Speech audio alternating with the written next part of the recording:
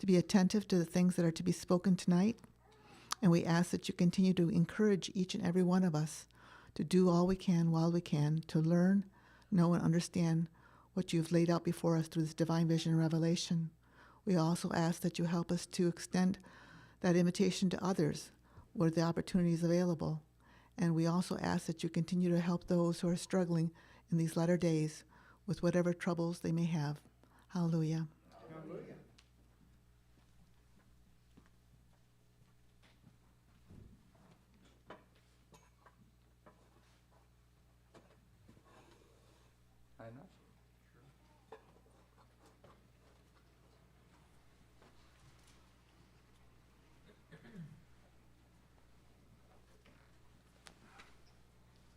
Well, good evening.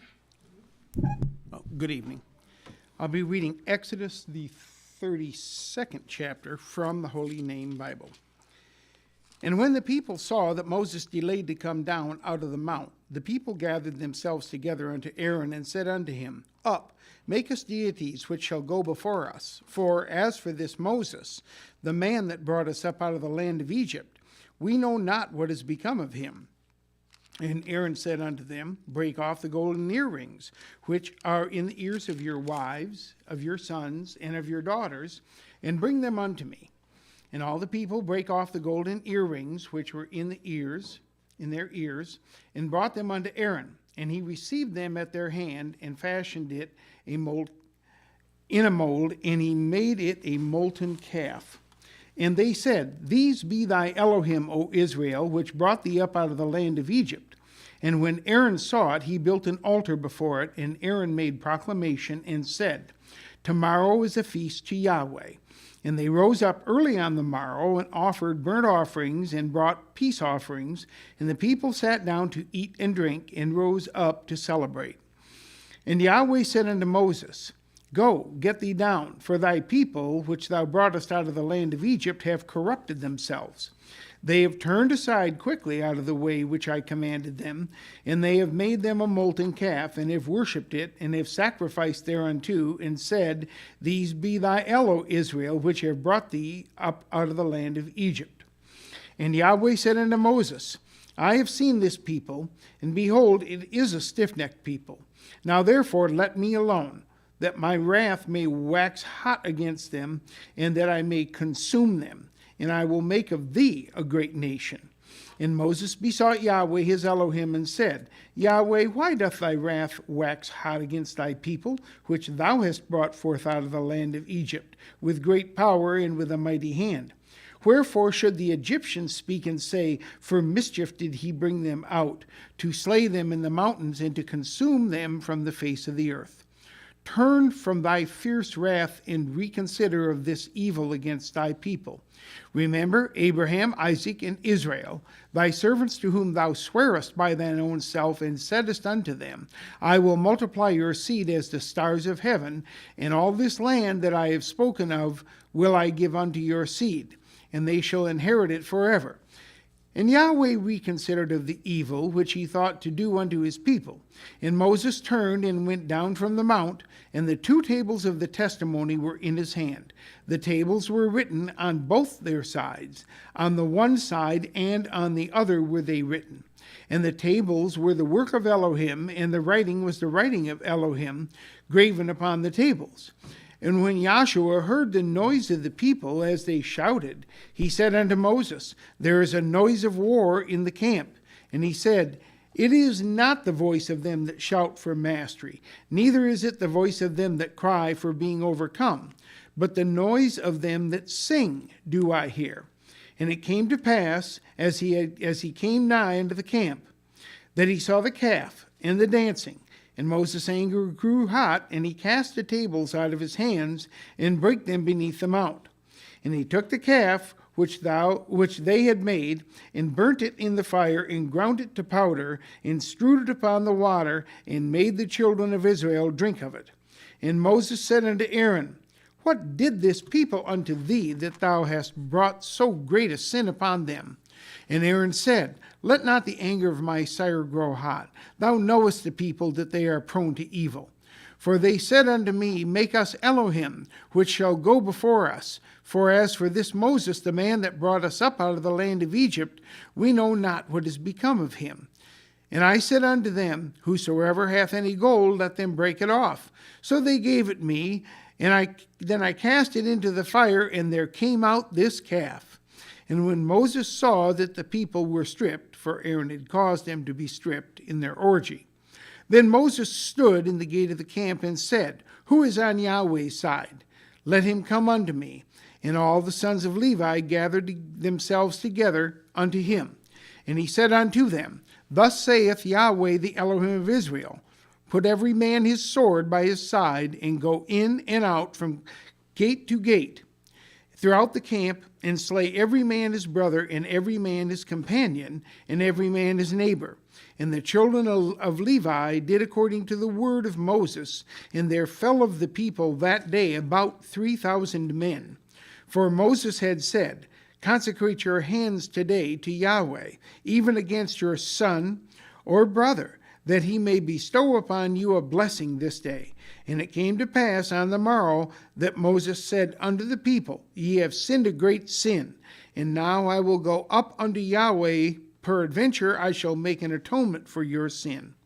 And Moses returned unto Yahweh and said, Oh, this people have sinned a great sin, and have made them idols of gold. Yet now, if thou wilt, forgive their sin. And if not, blot me, I pray thee, out of thy book which thou hast written. And Yahweh said unto Moses, Whosoever hath sinned against me, him will I blot out of my book. Therefore now go, lead the people unto the place of which I have spoken unto thee. Behold, mine angel shall go before thee. Nevertheless, in the day when I visit, I will visit their sin upon them. And Yahweh plagued the people because they made the calf which Aaron made. That was Exodus 32.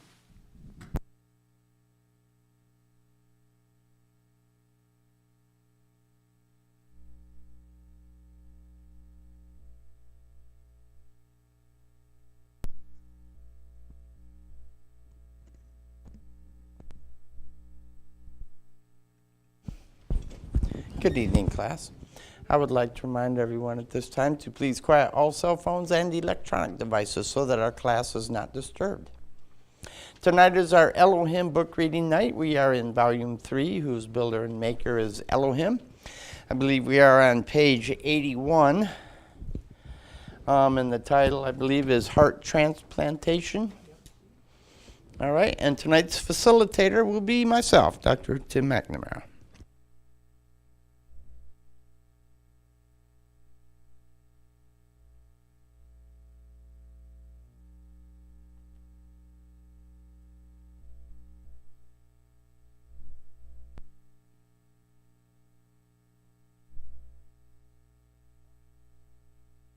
Oops.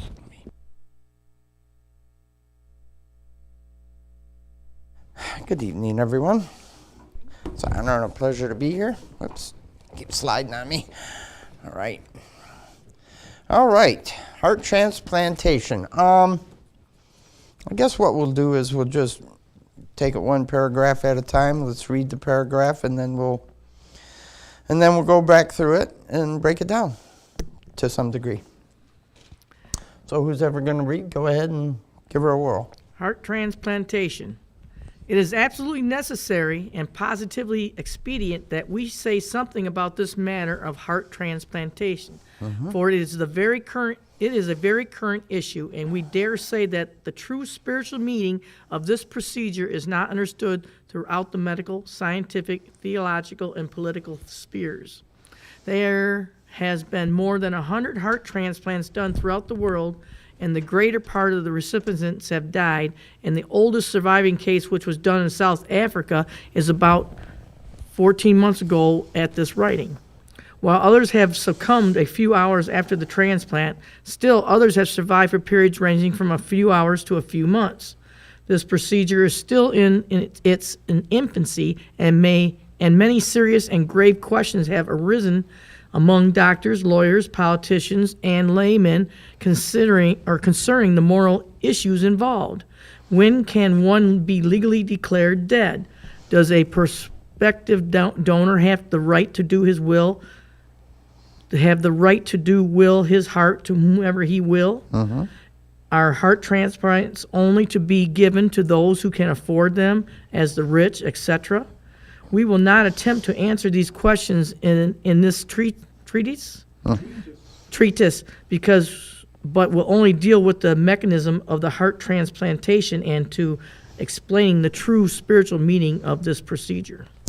All right, so we'll go back over that again. Just as a note, this originally was written in 1961, if I'm not mistaken, right? Or at least the book was printed then. He probably wrote it slightly before then, but...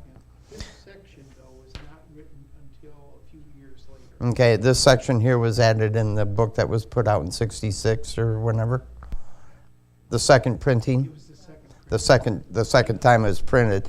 And actually it would be the new edition, wouldn't it? Because the first one was God, the archetype, then came out Elohim, the archetype. So it's the second edition. So even still, you will find that a lot of what Dr. Harris says here was correct at that time. Things have been found out to be slightly different. You know, progress has been made, but at the time of this writing, these were facts, okay? So just to bring that to your people's attention, because you might say, oh, wow, only 14 months, because that's what we're going to read is there's only one 14-month-old here, you know. So, and again, at the time this was done, this was in its infancy, so to speak. So, so I just wanted to bring that to people's attention out there. So let's go ahead and start it over. It is absolutely necessary and positively expedient that we say something about this matter of heart transplantation, for it is a very current issue. Yep. And we dare say that the true spiritual meaning of the procedure is not understood throughout the medical, scientific, theological, and political spheres. And you could say that's the truth even now. They still don't have any spiritual understanding of what it means, okay? Even though it's, 60 years later, they're still as ignorant then now as they were then. Okay, go ahead and read on. There have been more than 100 heart transplants done throughout the world, and the greater part of the recipients have died. And the oldest surviving case, which was done in South Africa, is about 14 months old at the time of this writing. Okay, so I'm going to stop you right there because it said there's about 100 done a year. They're doing that about a week now. I will tell you that in the United States, there are 150 hospitals that can perform heart transplants out of the 6,000 that we have. Only 150 can do it. Okay, so it's very limited on where you can go to get it done. Okay. And now the longest living survivor has, now I'm not sure, this says 14 months. I don't know if they're saying that, or if he's saying that it was a 14-month-old, or that this person had survived 14 months, which I think is what he's saying, is that this is a 14-month survivor. So far, the longest living person that has had a heart transplant has been 34 years and 359 days. And that's been the longest one. And he died, you're going to like this, on June 3rd. Okay? 1986.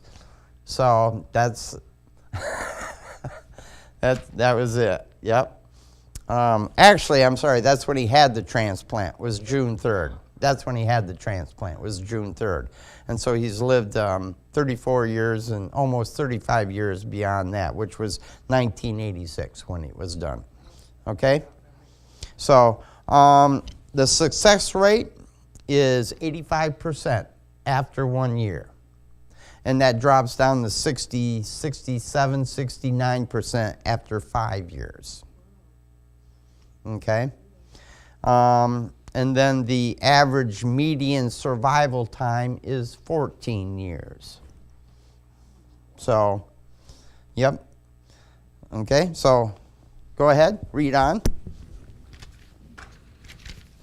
And I think that 14 is pretty interesting because, you know, that's when the, whoops, that goes over here, doesn't it? That's when the lamb down in Egypt was given up on the Passover, was on the 14th day.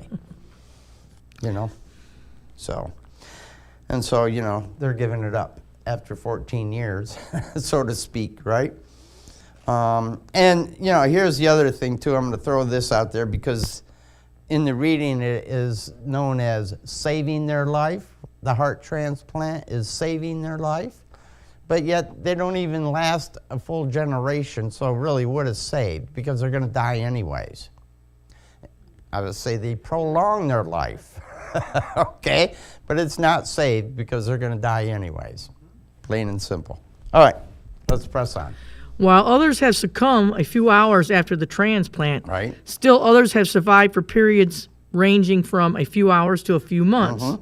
This procedure is still in its infancy, and many serious and grave questions have arisen among doctors, lawyers, politicians, and laymen concerning the moral issues involved. When can one be legally declared dead? I didn't look that up to find that out, so go ahead. Does a prospective donor have the right to will his heart to whomever he will? Yes, he does. They do. Providing that recipient matches up. Okay, and I didn't write everything down, but there's a whole list of criteria, you know, that has to be met before you can receive somebody else's heart, such as your blood has to be the same. You got to be both of you really got to be in pretty good health. You can't have, you're probably familiar with this, no dental problems, because if you have a dental infection, right, that's going to get down into your heart, and that's going to blow the whole thing apart, right? So you can't have any kind of infection anywhere, basically, in your body. Your kidneys got to be functioned properly, and so does your immune system, for that matter, because they're going to suppress it after the heart transplant, because if they, and here's the thing, after the first year, your cancer rate or chance of catching cancer goes up about 20 to 30% because your immune system has been suppressed for a year. And so it can't kill any cells that are going crazy in your body, right? And so they get a chance to just replicate and replicate and replicate. So that is one of the biggest downfalls of a heart transplant patient, is that they will probably catch cancer within a couple years after their transplantation, just because that immune system has been suppressed for a year. Okay, so let's go ahead and read out. Are heart transplants only to be given to those who can afford them, as the rich? That question. Yes. It's $1.4 million to have a heart transplant. That's the cost. $1.4 million. Okay? So, unless you got that money in your pocket, you better have some darn good insurance. Otherwise, it's not going to happen probably. Right? Okay. Go ahead.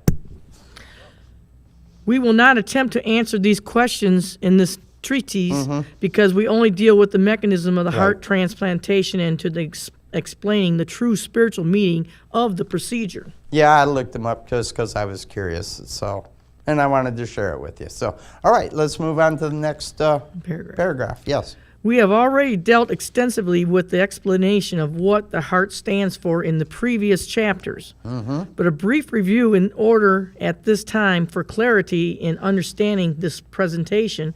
We have shown that the physical heart residing in the middle or intermediate cavity of the body, the holy place, corresponds to the superincorporeal form of Elohim, the Son, which is the intermediate between the pure spirit of or Yahweh and Yahshua the Messiah, Holy Spirit in fleshly manifestation. So this is Yahshua in fleshly manifestation. This is Yahweh in pure spirit, and this is the intermediate state, Elohim. We Go have ahead. also shown that the heart is an allegory of the brain. In other words, the heart is just as the brain, but in a lower manifestation. Just as Elohim is the express image of the Father Yahweh, but in a lower manifestation. Right. Furthermore, we have explained how that Yahweh Elohim breathed into Adam's nostrils the breath of life, and he became a living soul. And this breath of life was the essence or soul of the man, which vitalized and animated him. Just as the heart keeps one alive by its constant beating and sending off life-giving blood throughout the physical body. Right. Okay, so let's go ahead and read it over. When we have already dealt extensively with the explanation of what the heart stands for in the previous chapters, but a brief review is in order at this time for clarity and understanding of this presentation. Okay, so just basically he wants to bring back things to your remembrance. Okay, and that's what we're doing here. Go ahead. We have shown that the physical heart residing in the middle or intermediate cavity of the body, Okay, that's the holy the place. holy place. Right, the holy place. We've got it depicted right here on this chart. Man made in the image of Elohim by the pattern of the tabernacle. And here we've got the pattern of the tabernacle with the most holy place, court round about. This representing most holy place is representing Yahweh in his pure spirit state. The holy place is the intermediate state representing Elohim, and then the court roundabout would represent Yahshua in his concrete state. And then we see we still have that reflection here in the tabernacle of man with his head cavity being likened unto the most holy place, the chest cavity likened unto the holy place, and then the abdominal cavity likened unto the court roundabout. And we see over here on this man by the pattern, okay, and this is showing how our organs, right, correlate with vessels that are in the tabernacle pattern. And our heart here is correlating with this table of shewbread, okay, and both of them are in the holy place, which is in that intermediate state. Go ahead. Corresponds to the superincorporeal form of Elohim, the Son, which is an intermediate between pure spirit or Yahweh Okay. and Yahshua the Messiah, Holy Spirit in fleshly manifestation. Okay, so here in the cloud, we're showing Yahweh in his pure spirit state, which is, again, representative of the most holy place. And we have that right here, too, the most holy place, court roundabout, or outer court they have here. But Elohim, this is Yahweh taking on shape and form, okay? And this would be his intermediate state. And then he came down into flesh and blood, or the concrete state, as Yahshua the Messiah, who we show here. And we've got him here with Aaron and Moses down in the land of Egypt. And then we also, again, showing him here as he came down, as we read in chapter 32 of Exodus, how he went up and came down with Moses out of the mountain in the holy place. And this is also in the holy place, which is where they were given the pattern of the tabernacle. Okay? Continue. We have also shown that the heart is an allegory of the brain. In other words, the heart is just as the brain, but in a lower manifestation. Right, and you can see that the brain is up here in the most holy place, and the heart is down here in the holy place. And as Dr. Welsh had gone through a couple chapters ago, we have the fulfillment of where is it? A comparison of the heart and the brain back on page 78 that she went through, the allegorical relationship of the brain and heart. And that's what he's referring to here, is that allegorical relationship. Continue. Just as Elohim is the express image of the Father, Yahweh, but a lower manifestation. Right, and so this is the express image of the Father, but in a lower manifestation, because, well, you can't get higher than pure spirit, okay? That's the highest state you can achieve. Well, that's probably said wrong. But that is, I'll put it this way, this is Yahweh's highest state, okay, I'll leave it at that. That's his highest state. Okay, then he comes down, he takes on a lesser form, but still the fullness is there. All the Father, the supernal nature of the Godhead is still wrapped up in this smaller structure, if I could say it like that. I don't know if that's correct, but anyways, super incorporeal being, okay? Heavenly anthropomorphic being. In shape and form, yep. Supreme spirit embodiment. Yes, thank you. Thank you for your help. It's a good thing to have a class. All right, continue on. Hebrews 1 through 3, chapter 1, 1 through 3, and Colossians 1, 15th verse. Okay. Hebrews 1 and 1. Elohim, who at sundry times and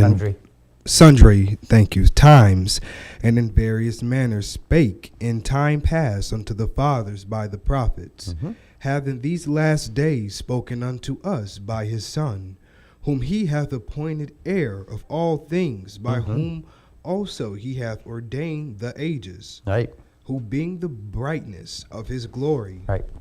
and the exact impress of his substance, and upholding all things by the word of his power, when he had by himself purged our sins, sat down on the right hand of the majesty on high. Through 3. Okay.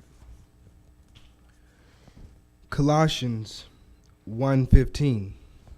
Who is the image of the invisible El, the first cause of all creation? Right, and this is the first cause of all creation, and the image of the invisible El. Okay, because he said, let's make man in our image, and this is the image that he showed to Moses up in the mountain.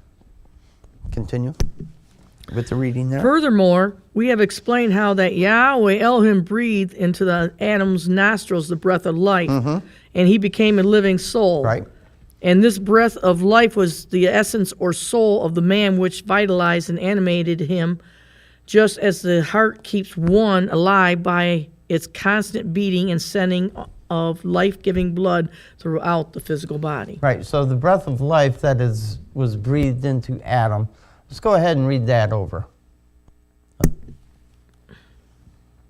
Furthermore, we have explained how that Yahweh's Elohim's breath into Adam's nostrils, the breath of life. So he breathed into Adam the breath of life, and Adam became a living soul. Go ahead. And this breath of life was the essence or soul of the man which vitalized and animated him. Animated him. And that animated Adam. Otherwise, he was just a lump of clay, shall we say, right? He was not a living soul until Yahweh breathed into him the breath of life. Continue. Just as the heart keeps one alive by its constant beating and sending of life-giving blood throughout the physical body. So the breath of life gives life to our soul, and the soul is actually giving life to our body. And it is, what do I want to say? It is the universal spirit law that is running this heart here, keeping it beating from day one to last day, okay? And this blood, or this heart, is pumping the blood through the body, and what does it say? The life of the body is in the life of the flesh is in the blood, okay? And so without that blood being pumped throughout this entire body, as we know, if you learn, like if you cut off the blood flow to your foot, after a period of time, your foot's going to die. Plain and simple, right? You can wrap a tourniquet around your ankle, above your ankle, within a matter of time. I don't know how long, but eventually that foot is going to die, and it'll have to be removed. Okay, and I think people with diabetes probably experience this to a degree, because this is one of the first things that tends to happen with people that are diabetic and don't take care of themselves. Is first they get their feet taken off, and then it's up at the knees, toes, feet. Yeah. So, and that's because the blood flow isn't getting down there. Plain and simple. They're not getting blood flow. Continue. When therefore Adam was created, his heart was pure and clean and undefiled before Yahweh Elohim. But when he touched and ate of the forbidden fruit of the tree of knowledge of good and evil, his soul or conscience became defiled and corrupt before Yahweh, and he was cast out of the Garden of Eden, a process of degeneration. Right, so This- up here, and he's cast out. I'm sorry, continue. This Adamic transgression necessitated Yahweh to send his son, Yahshua Messiah, into the world to be the redemption for Adam's restoration back into the Edenic state. Adam's transgression passed upon all man, so says the Apostle Paul in Romans 5:14. Nevertheless, death reigned from Adam to Moses, even over them that had not sinned after the similitude of Adam's transgression, who is a figure of him that was to come. Right. Okay. Start the Yeah, let's read it over. When therefore Adam was created, his heart was pure and clean Okay, and and so- undefiled. Right, so when he was created, his heart was pure, clean, and undefiled, okay? Eve hadn't been taken out of Eden quite yet, and of course Lucifer hadn't appeared in the garden yet. Continue. His heart was pure and clean and undefiled before Yahweh Elohim. But when he touched and ate of the forbidden fruit of the tree of knowledge of good and evil, his soul or conscience became defiled and corrupt before Yahweh. Okay, so what happened here was Yahweh had given Adam a commandment not to eat of the fruit from the tree of knowledge of good and evil, okay, and Eve knew of that commandment also, but then Lucifer appeared here in the garden, and he, for lack of a better word, he persuaded Eve to eat of that fruit, okay, and when she did, her soul died, but she turned and gave to her husband, and he, seeing that his wife died, was dead, had sinned, okay, and the penalty, the wages of sin is death, right? So he willingly himself also ate of that fruit, okay, and died right with his wife. Continue. And he was cast out of the Garden of Eden, Right, and so a Michael process the of angel- degeneration. Right. And so this is a process of degeneration. And Michael, the archangel, drove the man out of the garden, and the woman followed. Continue. This Adamic transgression necessitated Yahweh to send his son, Yahshua Messiah, into the world to be the redemption for Adam's restoration back into the Edenic state. Okay. Adam's transgression passed upon all men, so say the Apostle Paul in Romans 5:14. Okay, go ahead and read that. Nevertheless, death reigned from Adam to Moses, even over them that had not sinned, after the similitude of Adam's transgression, Right. who is a figure of him that was to come. So Adam here, he is a figure of him that was to come, which would be Yahshua the Messiah. Okay, and when he committed this transgression, I'll put it that way, he was cast out of the garden, driven out of the garden, and he was told he was going to have to work by the sweat of his face outside of the garden. And we have here, it shows the death, okay, and that he died at the age of 930 years, physically manifesting the death of his soul that happened back here instantaneously. All right? And he was driven out in this death because all the seed that was in him was also dead, spiritually speaking. All right? And that seed would be all of us. So therefore, that death was passed all the way on down to, well, what does it say? Go ahead and read it. Death reigned from Adam to Moses. Death reigned from Adam to Moses, okay. Even over them that Have not sinned. Sinned after the similitude Adam's of transgression. Adam's transgression. Well, nobody else could sin after that transgression, because when Adam was kicked out of the garden, right, Yahweh had placed a flaming sword in the garden to protect anybody from getting back in. So there was not going to be anybody that was going to eat from that tree of knowledge again. All right? But that sin did pass on, and that death reigned from Adam to Moses through to Yahshua the Messiah and his death on the cross. Next paragraph. Okay? Israel, too, was given a law just as Adam was given a law, and they failed to keep the law of Moses just as Adam failed in the Garden of Eden. And Yahweh spoke through the mouths of the prophets concerning Israel's hard and penitent heart, and their stony hearts, which typified their dead souls of their inner man who was resistant to change. The prophet Zechariah wrote of Israel thusly, Yea, they made their hearts as an adamant stone, lest they should hear the law and the words which Yahweh of hosts had sent his spirit by the former prophets. Therefore came a great wrath of Yahweh of hosts. The prophet David also wrote of Israel, for their heart was not right with him, neither were they steadfast in his covenant. And Yahweh himself said of Israel, Oh, that they were such a heart in them that they would fear me and keep all my commandments always, that it might be well with them and with their children forever. Also, the Ten Commandment law was written on tables of stone, heart-shaped, and Moses was admonished to put them in the Ark of the Covenant in the most holy place. But Moses threw the first tables of stone down to the earth and broke them when he saw that the children of Israel had made the golden calf and were worshiping it in violation of the commandments that Yahweh had given them just 40 days before.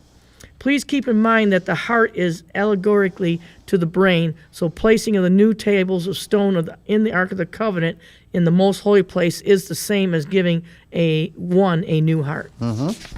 Okay. Israel, too, was given a law just as Adam was given a law. All right, so in the 20th chapter of Exodus, Yahweh spoke down the law into the hearing of the children of Israel. And one of those laws, the Ten Commandment law, was that they weren't supposed to make anything that resembled anything on the earth, be it on the earth or beneath the waters or in the air. Okay, no birds, nothing. Right, no four-footed beasts, nothing. You weren't supposed to make anything to resemble anything to look like Yahweh. Okay, continue. And they failed to keep the law of Moses, just as Adam failed in the Garden of Eden. Right, and they got tired of waiting for Moses to come down out of the mount. And so they coerced Aaron into making this golden calf for them. Okay, so they broke that law just as Adam back here had broken his law when he was told not to eat of that fruit from the tree of knowledge of good and evil. Okay, and they were told not to make anything that would resemble anything. Continue. And Yahweh spoke through the mouths of the prophets concerning Israel's hard and impenitent heart, and their stony hearts, which typified their dead souls of their inner man, who was resistant to change. Right, and so this was a stony heart that the children of Israel had out here. Okay, and oh man, don't we experience that out there ourselves, trying to tell people the truth? But the stony heart that they have, they won't listen. Plain and simple. They will not listen. Continue. The prophet Isaiah wrote of Israel thusly, saying, I'm going to stop you for a second. Does anybody know where the scripture is concerning Yahshua, where he was talking about Israel and how he wished that they would come to him and they didn't? Right. Okay, go ahead. Somebody knows where that is. I would like to have that read too after this one, because I think it kind of goes with this one scripture here. Matthew 23:37. Okay, not yet. Not yet. That'll go. Yeah, when he reads in the Luke, forgive them for they know. No. Anyways, go ahead. Yea, they made their hearts I'm as an looking in the wrong eminent. spot. I'm sorry. 13:34. I'm sorry. For their heart was not right with them. Go ahead and read on. Yea, they made their hearts as an adamant stone, lest they should hear the law and the words of Yahweh of hosts has sent his spirit by the former prophets. Right, and he put his spirit into the prophets, and the prophets came and declared what Yahweh wanted his people to do, and yet they chose not to listen to them, to the prophets, that is. Okay, in other words, they were really truly ignoring Yahweh himself. Okay, it wasn't the prophets that they were ignoring. They were just the mouthpiece, just the speaker. Okay, so it was actually, and that's what you got going today. when you tell somebody Yahweh said this, they don't care. They don't care that Yahweh, and you know, I think it flies right over their head, to be honest with you. But go ahead, read on. Therefore came a great wrath of Yahweh of hosts, Zechariah 7 and 12. Right, and so there came a great wrath. We know that because the children of Israel were taken out of their land, okay? First by the Assyrians and then again by the Babylonians. They were removed. Continue.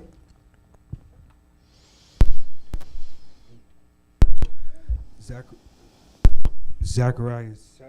No, we read that. That's what was just read. Okay. So we're there with the prophet David. The prophet David also wrote of Israel, for their heart was not right with him, neither were they steadfast in his covenant. Psalms 78 and 37. Right, and they didn't keep his covenant. They weren't steadfast in it. And right, if they were, they would have never been punished. Plain and simple, if they were steadfast in that covenant, they would have never been punished. Continue. And Yahweh himself said of Israel, oh, that there were such a heart in them that they would fear me and keep all my commandments always, that it might be well with them and with their children forever. Now you would think that what they saw down in the land of Israel would be enough to put the fear into them that they would keep his commandments, right? But apparently that wasn't enough for them. And so therefore they didn't keep the commandments. Now, give me that other one with the Matthew that I had asked for about Yahshua. Matthew 23 and something. Right.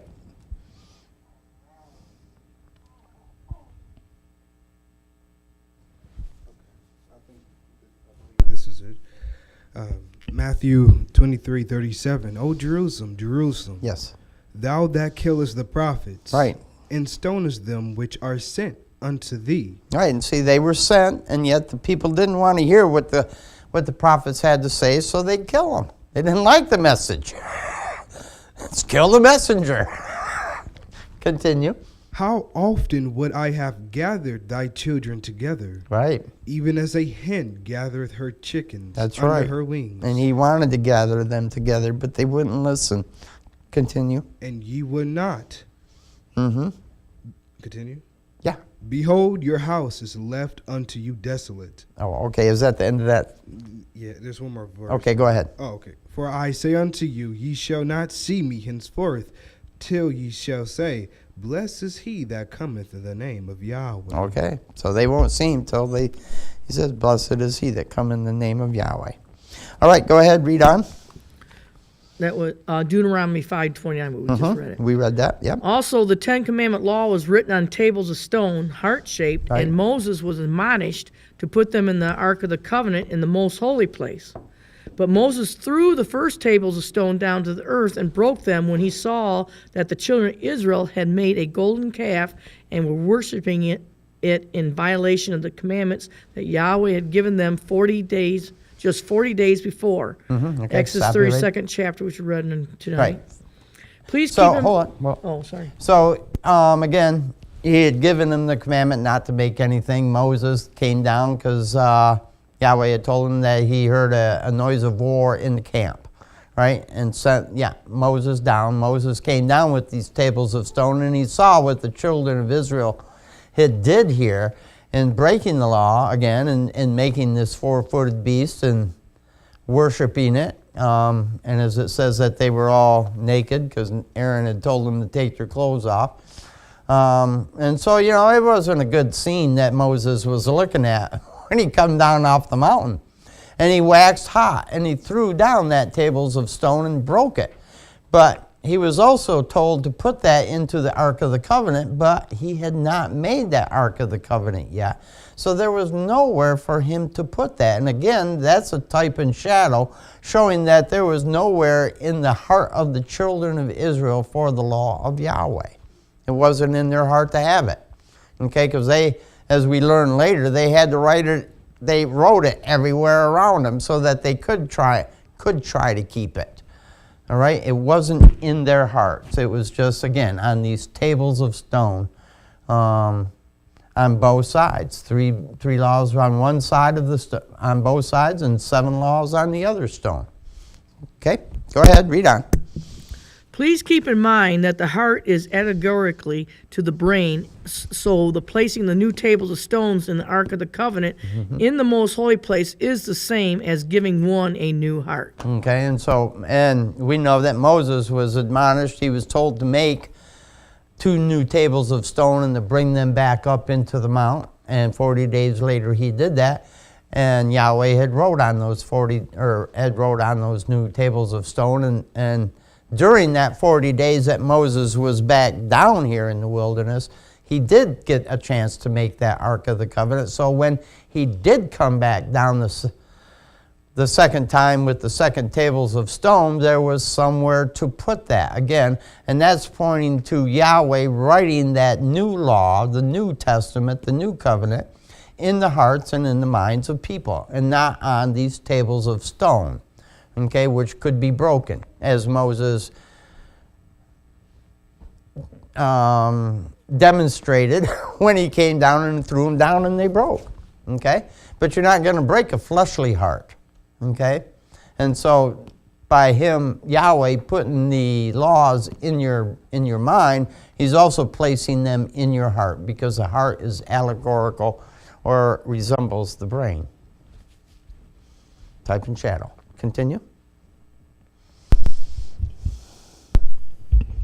Man's physical heart, when he is young, is soft and pliable and elastic, but has advancing years come on.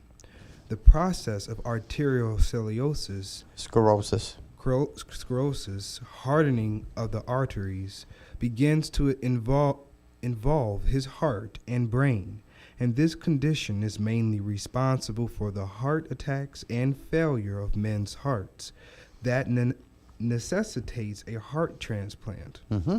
There are other causes. The surgeon selects the heart of a donor that is usually younger and more vigorous, in whom the process of arteriosclerosis has not yet begun, and this is transplanted into the chest cavity of the recipient after his deceased heart has been removed. Let me at this point dogmatically state and categorically acclaim that no surgeon has truly done a heart transplant operation.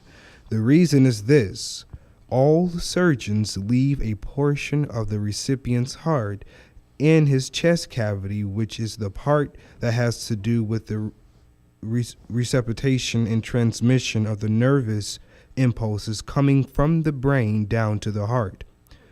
They don't take out this portion of the upper part of the heart, for they know that they never could restore the normal beat and impulse to the heart if they did so.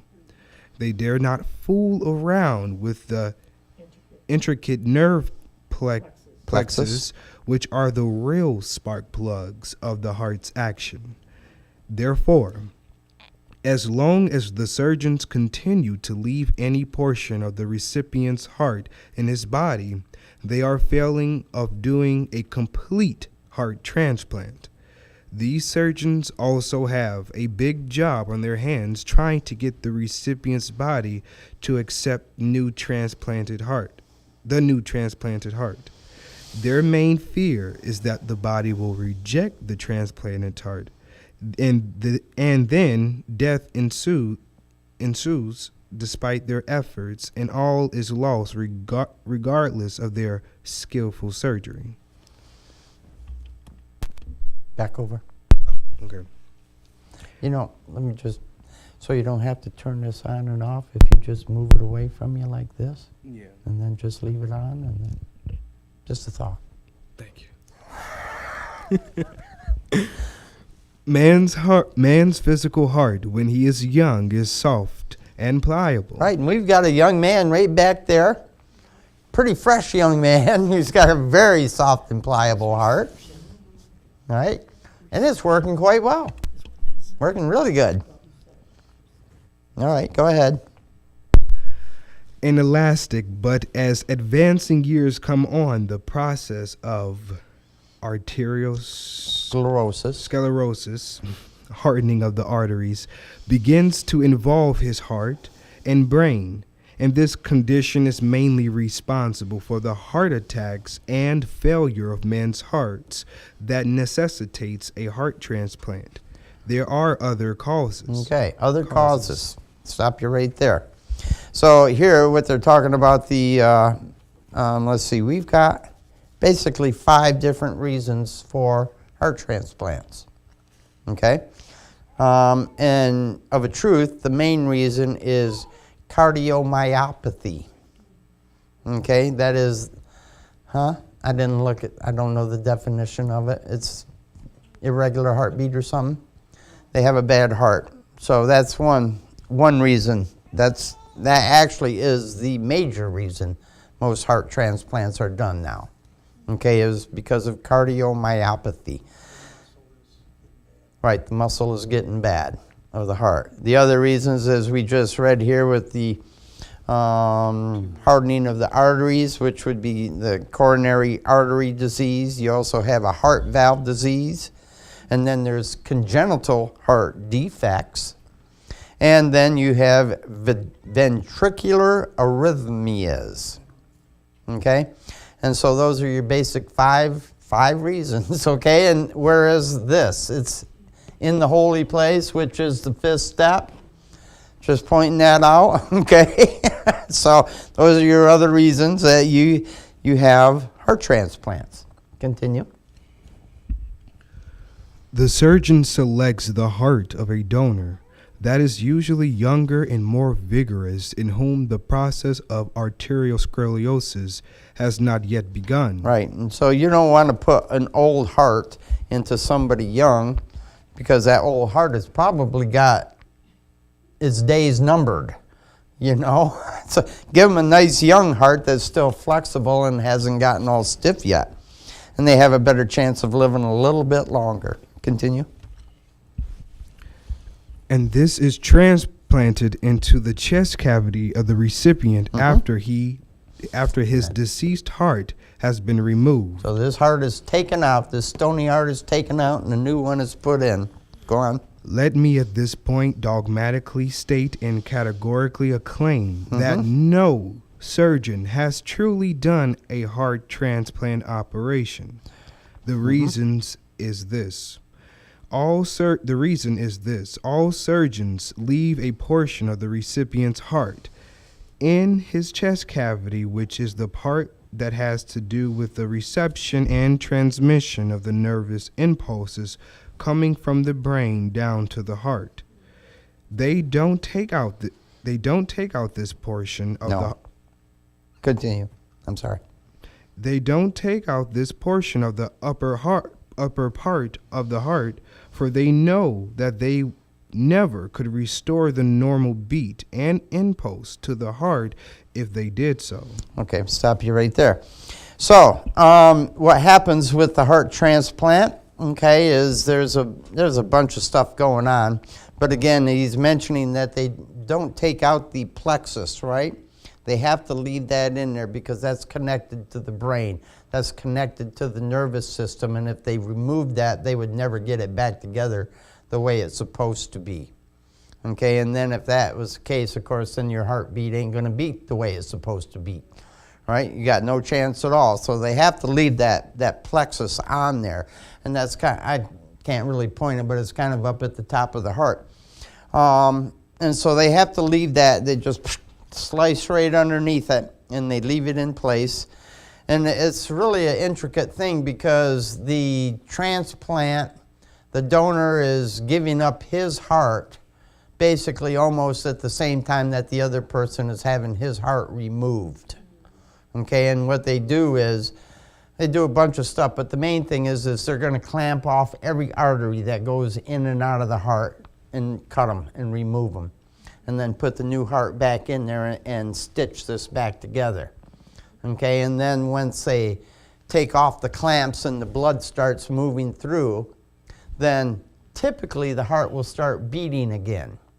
But sometimes it doesn't, and they have to hit it with an electrical impulse or stimulate it through electricity, shock it, and get it going again. Now, you're going to have a higher heart rate after you have a heart transplant. Your heart rate is going to be up around 100, 110 beats per minute instead of 70. Okay? Anywhere from 90 to 110 is what they say your heart will jump up to. Your heart rate will jump up to. And that's where it will stay till you die. It will never come back down. Now, as far as the nervous system goes and working the heart, you have the sympathetic nervous system, right, which is coming into the heart, and it takes about 6 months for that to fully integrate itself into the heart. Okay? The parasympathetic nervous system takes 18 months. Right? 3 6s. And so you can see we're talking about the flesh here because we're seeing nothing but 6s here. Right? And so this is again pointing to man's fleshly heart or stony heart, whatever you want to call it. But we're talking about the flesh, okay? And so, 6 months for one to start working correctly and the other one 18 months to start working correctly. And you will never, ever not see a doctor again. You are constantly under a doctor's supervision for the rest of your life after a heart transplant. Okay, and they will, for the first month, after a month they go in and they take a biopsy to make sure your heart isn't being rejected, right? And then they do this again every 6 months to make sure that your heart is, and that is until you die. Every 6 months. No matter how well your heart is doing, you are going to go in for a biopsy. Continue reading. They dare not fool around with the intricate nerve plexus, which are the real spark plugs of the heart's action. And so without that nerve plexus, the heart isn't going to beat because it's not getting a signal from the brain to beat. Okay, go ahead. Therefore, as long as the surgeons continue to leave any portion of the recipient's heart in his body, they are failing to do a complete heart transplant. Right. And it's only Yahweh that can do a complete heart transplant, or Yahshua. All right? That's it. Because he's going to remove that stony heart and give you a heart of flesh. Right? And that's a complete transplant. 100%. He's not going to leave a little piece of that stone in there. All right? Because that might get into one of your valves and mess them all up. Allegorically speaking. Right. Right? Continue. These surgeons also have a big job on their hands trying to get the recipient's body to accept the new transplanted heart. Their main fear is that the body will reject the transplanted heart and then death ensues. Despite their efforts, and all is lost regardless of their skillful surgery. Right, and so everything they've done has gone to waste, and that's why you've got to go in all the time and be checked, because they just never know what's going to happen. So, okay? And again, that rejection, and we experience that. Us in this class, I've experienced rejection from my family over this gospel. I don't know about anybody else, but I can tell you every single one of my family members has rejected the gospel and what I have to say about it. Okay? You don't know. You did not go to cemetery school. So how can you possibly know more than that guy out there that went to school? And that's their attitude. You're not trained. And I think that's part of the problem is people look at us and think we're not academically trained like the priests and the ministers and stuff. And you're right, we're not trained to lie. They are. Okay? They are trained to lie. Continue.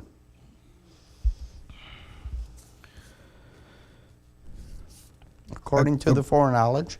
focus on. According to the foreknowledge and purpose of Yahweh, this condition or state of the hardness and evilness of men's hearts was to be corrected by his, Yahweh's, completely replacing man's heart with a new heart. Right. As he spoke through Ezekiel, saying, "A new heart also will I give you, and a new spirit will I put within you. And I will take away the stony heart out of your flesh, and I will give you an heart of flesh." Please take special notice of the fact that Yahweh said that he would do this heart transplant operation, and not some academically trained medical doctor, theologians, etc. This is the real heart transplant operation that Yahweh, our eternal Father, is going to give to every man who believeth in him, according to his plan and purpose and pattern. He promised to take every bit of that diabolical heart out of us and give us a completely new heart and new spirit. If any portion of sin remaineth in our hearts, then we are still sinners, as the Apostle John put it. Whosoever abideth in him sinneth not. Whosoever sinneth hath not seen him, not received a heart transplant, neither know him. Right. According to the foreknowledge and purpose of Yahweh, this condition or state of the hardness and evilness of men's hearts was to be corrected by his, Yahweh's, completely replacing man's heart with a new heart. As he spoke through Ezekiel, saying, "A new heart also will I give you, and a new spirit will I put within you. And I will take away the stony heart out of your flesh, and I will give you an heart of flesh." Okay, and so that's Ezekiel. And Ezekiel is sort of reiterating what is back there in Jeremiah 31 through 34, 31 through 34. And where Yahweh said that he would make a new covenant with the house of Israel. And it wouldn't be like the covenant that he made here with the house of Israel and the house of Judah, because they broke this law. Even though he was a good husband unto them, they broke it consistently. All right? And again, that was because it wasn't in them. Okay? The law was all around them, but it wasn't in their hearts and it wasn't in their minds. Okay? It was on their hands and on their foreheads and on the walls and on the doorposts and on their children, but it wasn't in them, which is a difference. It's kind of like, I always see the sign that says, "The truth will set you free." But we know it's make you free, and there is a difference. Yes. There is a big difference between being set free and being made free. And so he took this, well, back here, these children of Israel, they did not get a heart transplant, okay? Unfortunately for them. But we, after this new covenant was given, the new covenant came in, we are given that heart transplant now.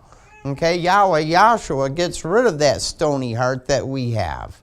All right, and he replaces that with a fleshly heart, one that is going to obey the laws of Yahweh, that 10 Commandment law, without even trying, because he does it for us.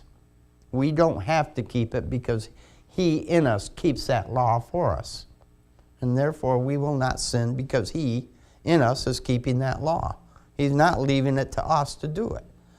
All right, continue reading. Please take special notice of the fact that Yahweh said that he would do this heart transplant operation. All right, and it's Yahweh that's going to do it. Okay, he said, "I will take out their stony heart and I will give them a new heart of flesh." Not the Pharisees and the scribes, or as we have today, our surgeons. They can't do that. They can give us a new heart, certainly, but they can't put that spirit in us, right? They can't give us that Holy Spirit. And that's only comes from Yahweh, Yahshua. Continue. And not some academically trained medical doctor, theologian, Right. etc. This is the real heart transplant operation that Yahweh, our eternal Father, is going to give to every man whom believeth in him according to his plan and purpose and pattern. Right, and if you don't believe in Yahweh, he's going to leave that stony heart right there. Okay, continue. He promised to take every bit of that diabolical heart out of us and give us a completely new heart and new spirit. And it's that new spirit that gives us the new heart. Okay, because if he left that old spirit in us, that old heart would stay there too. Right? You'd still have that stony heart if you had that old spirit, which we know is that guy right over there, the father of lies. Okay? That's the one controlling our stony heart. And that's the way he wants it to stay that way. Continue. Because stone can't absorb anything, right? Rain, whatever, hits the stone and runs off. Right? Stones are not absorbent. Continue. If any portion of sin remaineth in our hearts, then we are still sinners, as the Apostle John put it. Whosoever abideth in him sinneth not. Right. Whosoever sinneth hath not seen him, Right. not received a heart transplant, neither know him. 1 John 3:6. You just read that. So, yeah, if our portion of our sin remaineth in our hearts, then we are still sinners, okay? And that's why he's going to remove that entire heart so that you're not a sinner. Continue. Next paragraph. Then let us consider the difference in survival time of those who receive the physical heart transplant done by men and those that receive the spiritual heart transplant done by Yahweh. The former live only a few hours to a few months, whereas the latter live forever throughout eternity. There you go. That's being saved right there. Okay. Continue. Even if a physically transplanted heart lasted another lifetime, this would still avail nothing, for sooner or later the man would die and go to the lake of fire to be tormented eternally. Yahshua the Messiah said, "Blessed are the pure in heart, those that have received a spiritual heart transplant, for they shall see Yahweh." Matthew 5:8. As Yahweh is eternal, so will those who receive his spirit dwell with him in eternity. And he will in no wise cast out or reject, as the physical body rejects the physically transplanted heart. Yahweh did cast Adam out. Yahweh did cast Adam out of the Garden of Eden after his transgression, and his heart had become evil through disobeying Yahweh.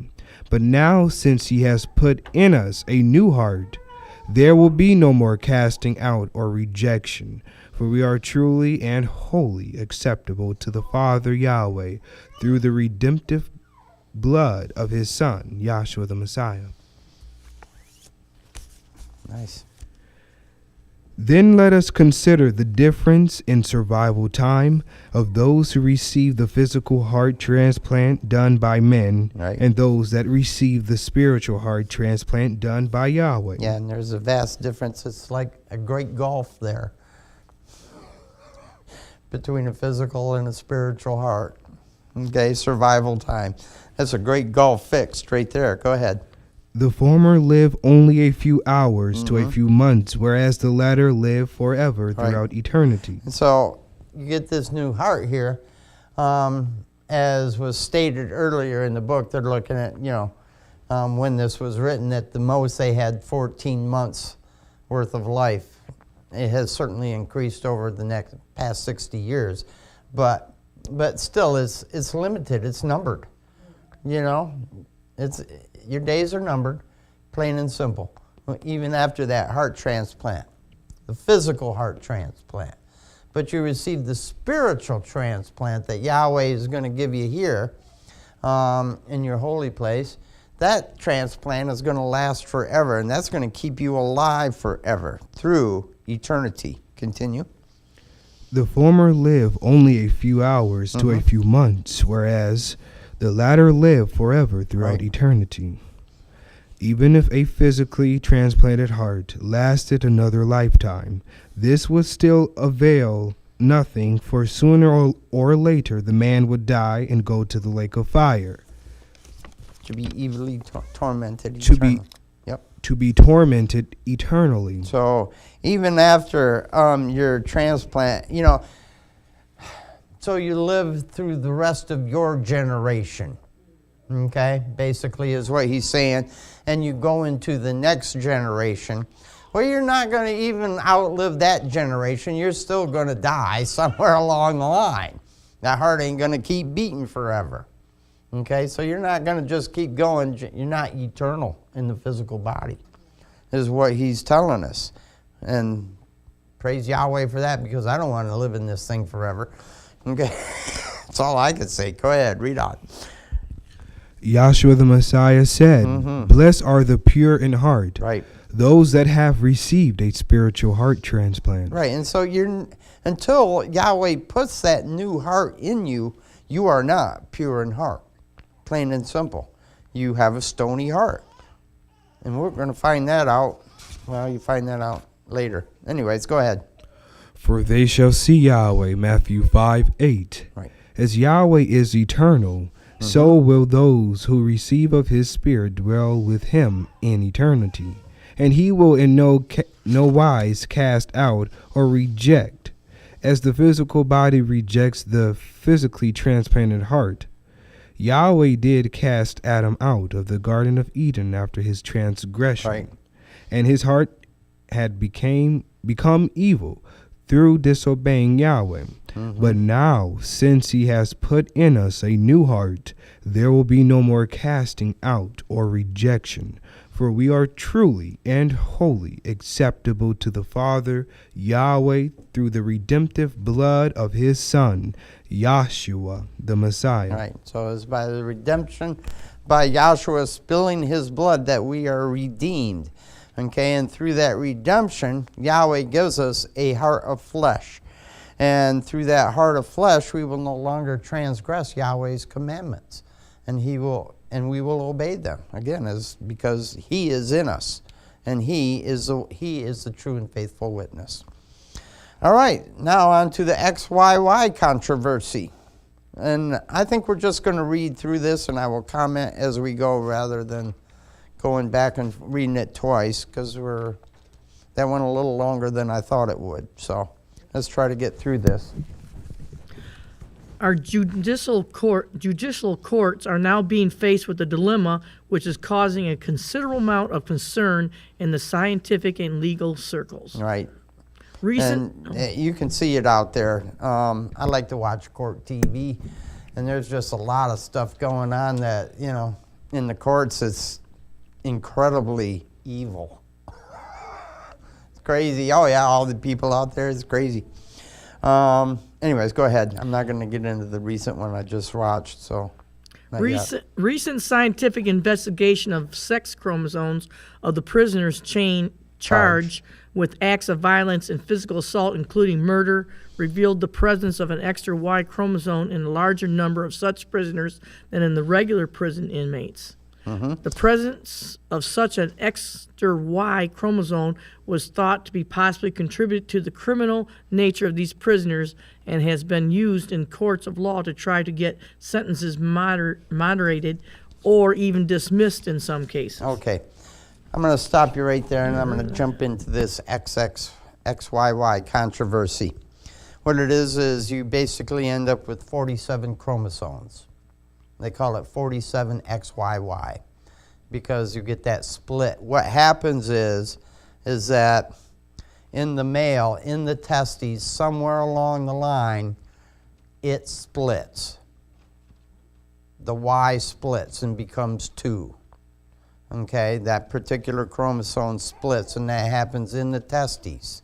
So when the man ejaculates his semen, it's already there. It's not going to happen in the woman. Okay, it doesn't take place when the two pairs come together. It has already happened in the male. Okay, so he's sending two Ys, okay, because it split, and instead of sending 23 chromosomes, he's sending 24. In his sperm. Yep, in his sperm, right. So now the and he's getting into physical violence here, which they haven't been able to confirm that. Okay, the problems that they have noticed is that there's an increase in height. Okay, and this starts at about age 6. Yep, all of a sudden you get taller. You will get taller than your offspring, or your parents and your offspring and your parents' offspring, your siblings. Your siblings. You will be taller than your siblings. Okay, and this starts at about age 6, where your height starts growing dramatically. But the downside is your IQ is going to be 10 to 15 points lower than your siblings. All right? And you're going to have common speech delays, and you're going to have language problems, and you're going to have reading delays because you're going to experience dyslexia. And these are the issues that they have found with the XYY chromosome. They haven't so much found that people get violent. But not going to say that it doesn't happen. Because the one guy that I just saw on court TV, in my opinion, this man needs to be put down. Treat him like a bad dog, because he is a bad person. They have him on video of attacking people he attacked 2 women in Walmart, and they didn't even know who he was. And he snuck up behind them and started hitting them and beating them and kicking them once he got them to the floor, and then when people came along, he ran away. And he was doing the same thing in prison, sneaking up behind people and sucker punching them, and now he got into a bar fight and pulled out a knife on people and killed 2 guys and stabbed one guy in the eye, and now he's in prison. And this man, he's a perfect fit for this with doctor, and that man should be put down, plain and simple. I don't care what anybody says. That's my opinion, though. That's my opinion. I think anybody that has a propensity for committing the same crime over and over and over again, they got mental issues and there needs to be something done, but I'm not. And I'm not a bleeding heart. I'd say kill them. Get them out of society's misery. But again, that's just me. Okay? And I'm sorry if I have offended anybody out there for speaking my piece. Anyways, go ahead. Let's read on. Frankly speaking, the judges of these courts just don't know exactly how to handle such cases, for there's no precedent of previous cases to follow. Right. This is the first time that the chromosomal makeup of a person has been used to try to absolve him or free him or excuse him for some abnormal behavior, especially a violent or murderous nature. And if I hadn't mentioned it and I didn't see it mentioned here, this only happens in males. Okay? Yeah. Only in males. Females do not get the XYY or the XXY, because that can also happen, and that only happens in males too. And that's a downside because they no muscle mass, they're shorter, and they're weaker, and it's not a good thing. They have issues, the ones that get the XXY. Anyways, go ahead. To understand why this enigmatic situation should be occurring at this time requires a knowledge of the pattern and purpose of Yahweh. Right. So and we know this. You need to know this plan, this purpose and pattern and plan of salvation that Yahweh has for us set up. Okay? Continue. Man has 23 pairs of chromosomes, a total of 46, which are present in the cells of his body. Yep. Chromosomes are microscopic, minute rod-shaped particles of protein material which are present in the nucleus of all cells and contains the genes which has to do with the determining of hereditary characteristics of all animals or plants. Right. And so it's our genes that give us our hair color, our eye color, our height, our weight. These are all determined by our genetic makeup. Continue. The number of chromosomes in a cell are the same for each species of animal or plant. There is one pair of sex chromosomes in man or woman. The Y chromosome is the male determining factor, Right. and the X chromosome is the female determining factor. And we have that over here, showing the XY chromosome representing the man, and then the XX. Okay. Now the woman always carries the X. The man has the woman. Let me rephrase that. The woman has two X's. The man will have an X and a Y. Okay. And so it is the man that determines what the sex of the child is going to be by determining whether he donates the X or the Y chromosome to the woman, which is going to only give the X chromosome, because that's all she's got is two X's. So it is the man and his chromosome that is going to determine the sex of the child by whether the woman receives the X or the Y chromosome from the man. Continue. A male has two dissimilar chromosomes comprising his pair, thusly XY, where a female has two similar chromosomes comprising her pair, thusly XX. XX, right? And we just read that, or I just showed that. Okay, go ahead. In the process of reproduction, when the sperm cell of the male and the ovum of the female come together, each cell arranges its chromosomes in a linear fashion on either side of the imaginary middle line. So you're going to have a line, 23 chromosomes here and 23 here, okay? And they're going to be separated, but eventually they do come together, and they will form that helix of your DNA. So that half of the chromosomes are on one side and half are on the other. When the sperm cell goes through this process, it is easy to see that since it has two dissimilar sex chromosomes, the X chromosome will be on one side and the Y chromosome will be on the other side of the midline of the cell. So before his chromosome split, okay, in half, on this side, maybe, I'll just put it that way, on this side he's going to have an X chromosome, on this side he's going to have a Y chromosome, okay, and depending on the split in which chromosome is given will determine on which sex the child will be. Okay, so if it's the Y that he's given, then you're going to have a male child, but if he's going to give the X from this side, then you're going to end up with a female. Continue. After this process is completed, then each sex cell, the sperm and the ovum, contribute half of its chromosomes to the reproductive process.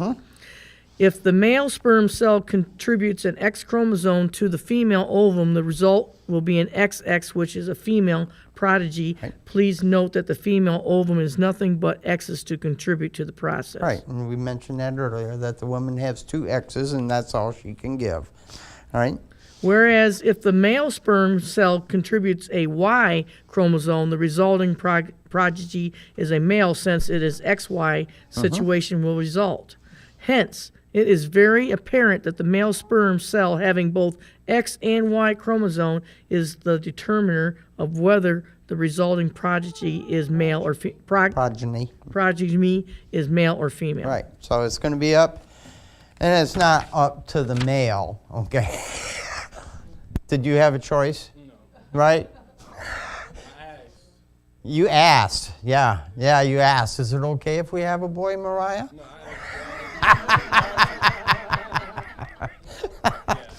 yeah, right. So, yeah, I mean, even though the male is supplying it, he doesn't have a choice, you know. And actually, from my understanding, it's actually going to be the woman that makes a determining factor on what the pH is of her interior. And you can to a degree by what you eat. Okay? By what you eat can control your pH level. And your pH level will affect whether you receive an X or a Y. Okay, continue. In the situation where there is an extra Y chromosome present in the sperm cell chromosomal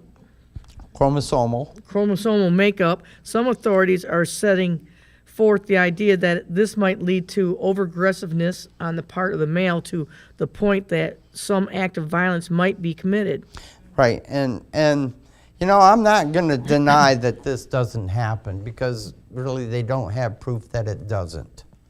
You know, and as he stated earlier in this, that there were many people in jail for violent crimes that did have this XYY chromosome going on. You know, and so it could be a factor. It could be a factor, you know, and of course, from what I've seen, these people can't control that anger. They can't control that rage or whatever you want to call it that comes over them. Go ahead. There has been no definite evidence that the presence of this extra sex chromosome leads to any change in the physical characteristics of the male as a recognizable or overt nature. Well, they will be less hairy. Yep. Because of the XYY, you will have less body hair. As a male, you will have less hair than your siblings. So then, body hair. So then the indigenous people, because they didn't have hair like I that. can't answer that. I don't know. It doesn't get into that, and it didn't say anything in the what little bit of research I did. Because Orientals don't have, well, the American indigenous people, they're Oriental. Okay? That's where they came from, was from the Orient, according to geneticists. Okay? They've found some of the old skulls and stuff, and they did genetic tests, and they found that the indigenous people, as you call it, were originally of Asian descent.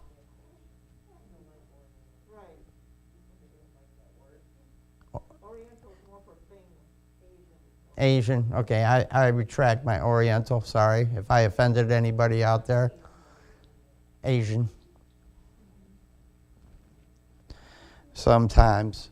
I'm funny, not many words bother me, so I don't have a problem using words. I'll just end it right there. Continue. More scientific work is now being carried on to determine whether the presence of the extra chromosome is attended by a definite change in the behavior of a normal male species. And there are some notable criminal trials that are awaiting an answer to this perplexing question. Okay, continue. According to our pattern, we have already shown that Yahweh is pure spirit and is both masculine, Yah, and feminine way. Go over here, hold you up for a second. So, because we've got this right here in the Tetragrammaton, showing his name here, Yah and way. And you can see that in the Yah portion, we have the word Adam here, and Adam was the first man or male, okay? And that's, again, showing the male side of Yahweh, whereas Eve was the first female, and you put that Eve here, and that's, again, in principle, pointing to Yahweh being male, and masculine and feminine in principle. Okay? Continue. The Tetragrammaton, YHWH, is his true Hebrew name, consisting of 4 consonants, YH, WH, or V, H, and this name was considered too sacred to pronounce. So the vowels of the word Adonai, Lord, were substituted, and through a process of transliteration, we derived the name Yahweh. Okay, I'm going to stop you right there. If this name was too sacred to be pronounced, why did he give it to Moses? Just a question. Okay? Just a thought. If it was too special, too precious to mention, to say, why did he give it to anybody? Right?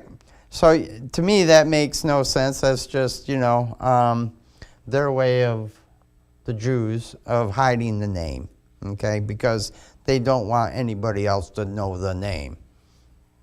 Plain and simple. That's my opinion again. Continue. The cloud that Moses entered into when he had his vision atop Mount Sinai, Exodus 24th chapter, symbolized pure spirit, or Right. Yahweh, who is both masculine and feminine, and the mixed whitish gray sexual secretions of the male and female species resemble this cloud. And that's right here. I'm going to go back over here to the cloud. So here we've got the cloud showing on top of the mountain, and this is representing Yahweh in his pure spirit state. And of course, we got the cloud that goes all the way around the chart to show that everything is within pure spirit. Okay, and nothing, you can't get outside of it. But, and of course on here we've got a fiery cloud too, right? If you're a dead man, which before you receive Yahshua the Messiah, the Holy Spirit, you are a dead man walking. All right, your brain might be on fire for science, but spiritually speaking, it's dead as a gray and white cloud, okay? There's no life going on it because this was a fiery cloud here on top of the mountain, okay? Plain and simple, it was fiery, okay? But again, we're in principle, clouds are white and puffy, and that would be likened unto the man's sperm, the fluid here that comes out of him. What's it called? Spermatic fluid, thank you. Right? And the ovum, too, is probably of a cloud-type nature, being white. Continue. As Yahweh, or pure spirit, is the source and substance of all things, so is the mixed sexual secretions the source and substance of the prospective offspring. Right, and so as Yahweh is the source and substance of all things, okay, Elohim used everything that Yahweh had to give him to create the universe, source and substance. The man, the sperm, and the egg are the source and substance of the child. Okay, it's going to be the chromosomes that come together that are going to make up that child. Continue. The Y chromosomes would represent Yahweh, Elohim, and the X chromosome would represent his entire creation. And that's going to be this whole creation here, okay? That's represented by the X. Go ahead. Which is drawn out of him, as Eve was taken from or drawn out of Adam's body. I'm going to not go back there. But back there on the back chart, we have, I guess I'll go back there. Sorry. We had the division between the male and the female. Okay, and here we see Adam first being created, body, soul, and spirit. Okay, and he was given the commandment to go forth and fill the earth and subdue it.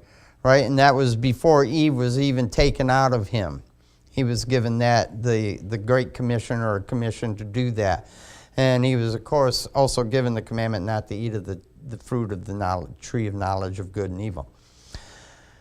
But then, at Eve being immersed in the man, just as the creation was immersed in Elohim, all right, and he birthed that whole creation out, or it came out of him, the woman came out of the man. So in this, we're using the Y representing Yahweh Elohim, and X is representing the whole creation, okay?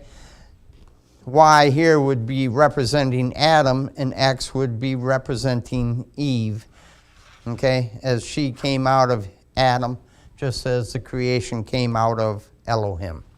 All right? Go ahead, continue reading, please. The X, which is also a cross, would signify the damnation of the whole creation, brought about by the Adamic transgression, Genesis 3:17-18. Go ahead and read that. So now he's got the X signifying the damnation of the whole creation. And that was brought about by the Adamic transgression, right? And I think what he's referring to is that death being passed upon all mankind. Okay? Genesis 3:17 and 18. Unto the woman he said, I will greatly multiply thy pain and thy conception. In pain thou shalt bring forth children, and thy desire shall be to thy husband, and he shall rule over thee. Okay? And unto Adam he said, Behold, thou hast hearkened unto the voice of thy wife, and hast eaten of the tree of which I commanded thee, say, Thou shalt not eat of it. Cursed is the ground for thy sake, in sorrow thou shalt eat of it all the days of thy life. All right, so you can see that they're both being punished for their transgression. I'm going to leave it at that. Go ahead and continue on. As Yahweh Elohim created all things by himself and determined the bounds of their habitation. Proverbs 8:22, 30-31. John 1:1-3, Colossians 1:13-17, Acts 17:26. Proverbs 8:22-31. Just read 8 and 22. 8 and 22. And Yahweh possessed me in the beginning of his ways before the works of old. Go ahead, keep on. Nail it on there, sorry. Proverbs 28:22. Yahweh possessed me in the beginning of his way before the works of old. Go ahead, keep reading. I was a set little up bit. from the everlasting, from the beginning, or ever the earth was. That's what I wanted. From the beginning, he was set up, and this is referring to Yahshua the Messiah, okay, which we have right here, or Elohim. All right, he was set up from the beginning. He came out of this pure spirit state into a shape and form, and that's referring to this right here, the beginning. Okay, let's go ahead and read the next scripture. John 1:1-3. Right. Skip that one because we read that one earlier. But now go ahead, read it because it is a good one. In the beginning was the Word. And the Oh, Word, I was thinking something else. Never mind, I'm sorry. yes or no? Go ahead, yes. In the beginning was the Word, and the Word was with Yahweh, and the Word was Yahweh. Okay, and so in the beginning was the Word, and the Word was with Yahweh, and the Word was Yahweh. Okay? The same was in the beginning with Yahweh. And it was the same in the beginning. Continue. And all things were made by him, and without him was not anything made that was made. So this whole creation here was made by him. And if it ain't here, he didn't make it. And it ain't getting made. Plain and simple. All right? Colossians.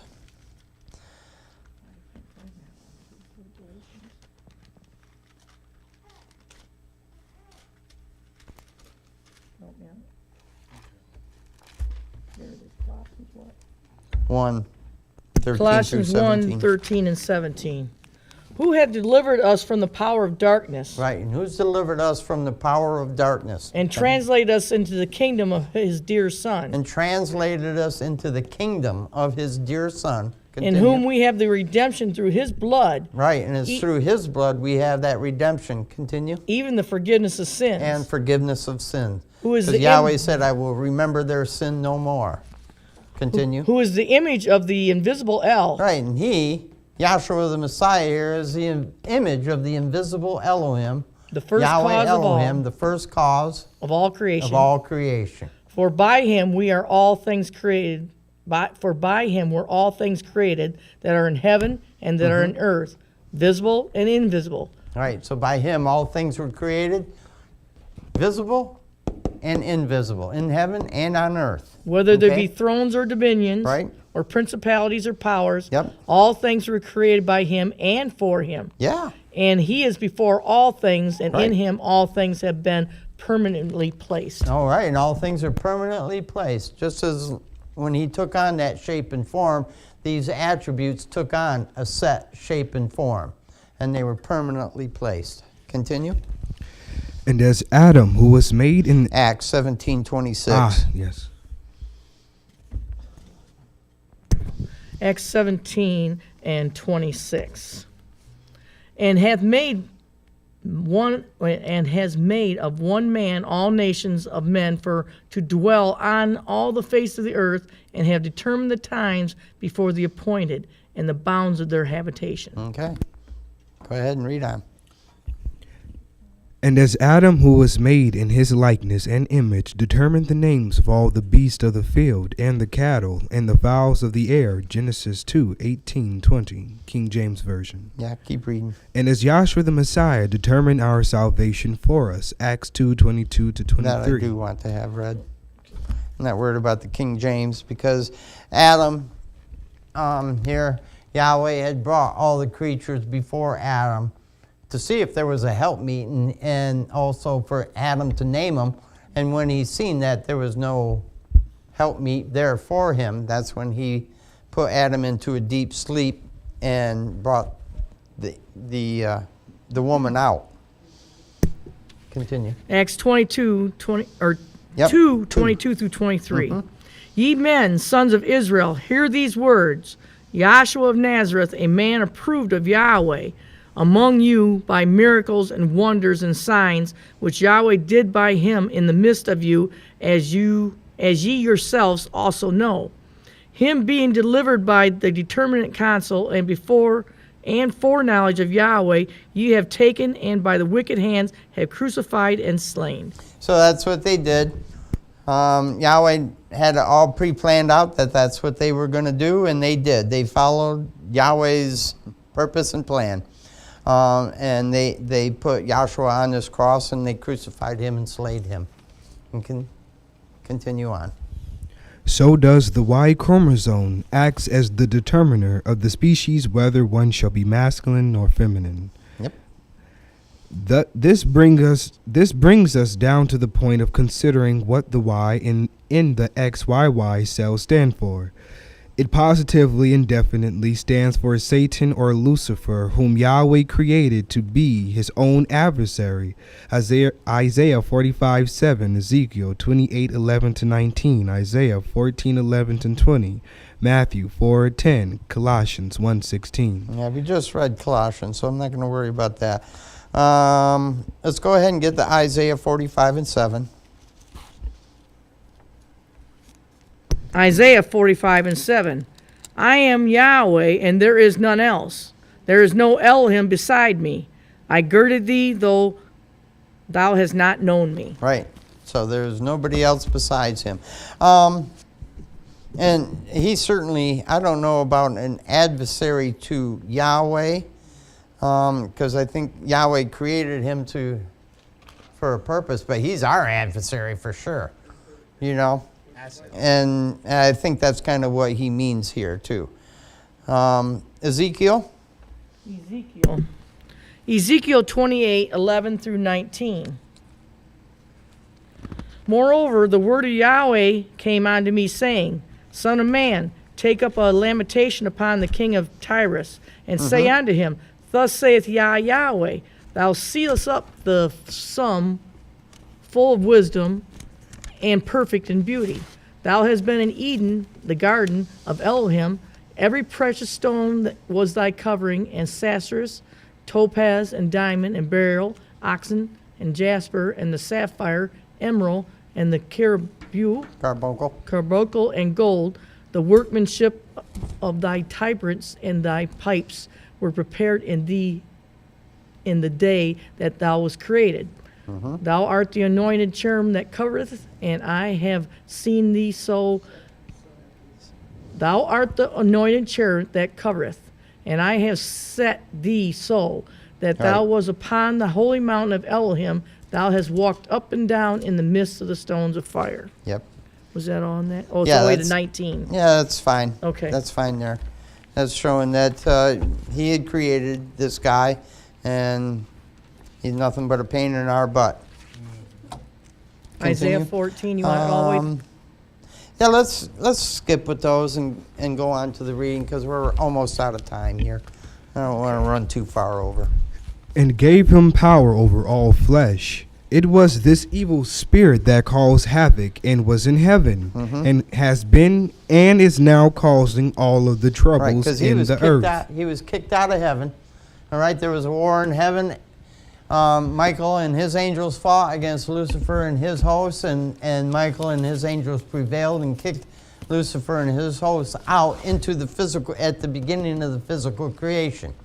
Okay, and so since they can't wreak havoc in heaven anymore, they're wreaking all the hell they can on earth right now. Continue. It was this evil And spirit. You can see it throughout the whole world. You know, everywhere there's turmoil going on. Everywhere. It's incredible. Continue. It was this evil spirit that entered the Garden of Eden and caused the man and woman to sin. And we have that back there. I'm not going to go back there. On plate 15, I think it is. I can't see that far. The Adamic transgression. If you have the 40 plate chart and you look, you can see you've got Adam and Eve at rest back there. And way in the background is Lucifer, that serpent sneaking in. Okay? Continue. And he was referred to in the scriptures as that man or a man. Right. If we therefore let our X and Y chromosomes stand for the parties that were present in the Garden of Eden when the devil or Satan tempts the woman, we would have an X Eve, Y Adam, Y Lucifer, or XYY situation. So we would have an X, Y, Y situation here. Okay, X on Eve, Y for Adam, and a Y for Lucifer, okay, because of his aggression. Put it that way. Continue. Furthermore, since the Adamic transgression passed upon all men, whether they were present in person at that time, truthfully, we were all present in the loins of Adam and Eve. That's right. Then it is easy to see that, spiritual speaking, we all have an extra Y chromosome, which represents that negative spirit that we were born with from our mother's womb. Okay, And now, I'm going to stop you right there. I'm not sure about being born with it, because I look at that little guy and I say, there's no way he's got an evil spirit in him at this moment. You know, maybe as he gets older and he has a capacity for discernment, then I believe that Lucifer has a chance of entering into that. But that little guy, he's as innocent as they come. But that Y, that Satan, you get him in here, because if you don't have Yahshua the Messiah in you, then you are going to have Lucifer or one of his hosts in you, controlling your temple. Okay, sitting on the seat of your throne, whispering into your ear, don't believe that stuff. Don't believe that. Believe in me, not in him. That's what he's saying. Without really saying that, that's what he's trying to get you not to believe in Yahweh. All right? Continue. And this extra chromosome, spiritually speaking, is aggressive and is the cause of all violence in the earth plane. Right, and he is the cause of all violence in the earth plane. Okay, he is the one pushing everybody's buttons, especially right now. There's so much. He's having a good time. He is. He's having his party time. Pleasure for a season. Continue. Of all violence in the earth plane, for it represents the satanic spirit working in us. Yahweh is not the author of confusion. No, he is the author of confusion right here. This guy here. Go ahead, continue reading. And violence, but rather Satan and his demons. So, even the man who does not physically possess an extra Y chromosome, he has one anyway, right, if he is not regenerated and born again by the Holy Spirit. Right, so if you don't have the Holy Spirit, if you are not regenerated, and it says born again by the Holy Spirit, you're going to be carrying this Y chromosome around in you. And you don't even know it, because it's not part of your chromosomal makeup. Physically. But spiritually, that's another story. Continue. I therefore sympathize with the few individuals who will be made examples of in relation to this phenomenon. Yes, you've got to sympathize with those people out there, because they haven't got a clue what's going on inside of them. You know, they're clueless. The bad thing is they want to stay clueless. Continue. I therefore sympathize with the few individuals who will be made examples of in relation to this phenomenon of an extra chromosome, for they are standing trial for the rest of the world. For the real violence is not done through physical acts, but is done through spiritual degradation, such as is seen in our churches and pulpits, where the innocent are assaulted by a devil incarnated in the flesh. All right, in other words, the ministers that are in the churches, they're lying, misleading their congregation. They're taking them down a path of unrighteousness. Okay, not the way, the truth, and the life.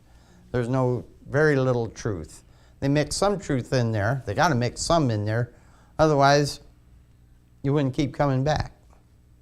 Because with a little bit of truth in there, you can't, without the Holy Spirit in you, you're not going to be able to discern what part is right and what part is wrong. Okay? And that mix up. That was the problem with Eve back there. Okay, go ahead. As the Apostle Paul wrote, for Right. we wrestle not against flesh and blood, Right, and we're not wrestling against this. Okay, continue. but principalities against against principalities, against powers, against rulers of the darkness of this world, Right. against spiritual wickedness in high places. Right, and that's this guy right here. That is who has taken us down that path of spiritual wickedness. So that was the bell, and it's a little bit after 9. I'm sorry I went by a little farther than I thought. I hope everybody enjoyed that and got something out of that. I say praises to Yahshua the Messiah for giving me any ability to go through that at all. Because before, I couldn't have. Before coming into this class, I would have read that and just whatever. That would have been the attitude. Whatever. So, anyways, class announcements are as follows. Classes are held every Wednesday and Friday from 7 p.m. to 9 p.m. and Sundays 11 a.m. to 1 p.m. Our after-class question and answer period is the third Friday of each month, and for this month it will be the 15th. And there is a choir practice this Sunday. Let us all rise for the doxology so that we may be dismissed. I will be quoting the last 2 verses of the book of Jude from the Holy Name Bible. Now unto him that is able to keep you from falling, and to present you faultless before the presence of his glory with exceeding joy. To the only wise Elohim, our Savior, through Yahshua the Messiah, our Sovereign, belong glory and majesty, dominion and power, both before all time and now and ever. Let us all say, Hallelujah.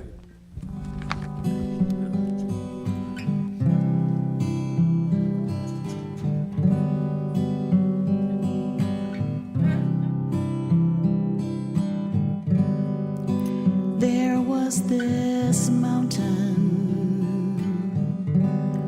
so high I could not climb. For every step that I would take forward, Satan put me 3 steps behind. And there was this river so deep I thought I'd drown. Then a voice touched my soul oh so gently. It was Yahshua when I cried out. He said, peace, be still, child, and let me lift you over. He said, peace, be still, child, let me make you my soldier for truth. It's such beauty, yeah, yeah, where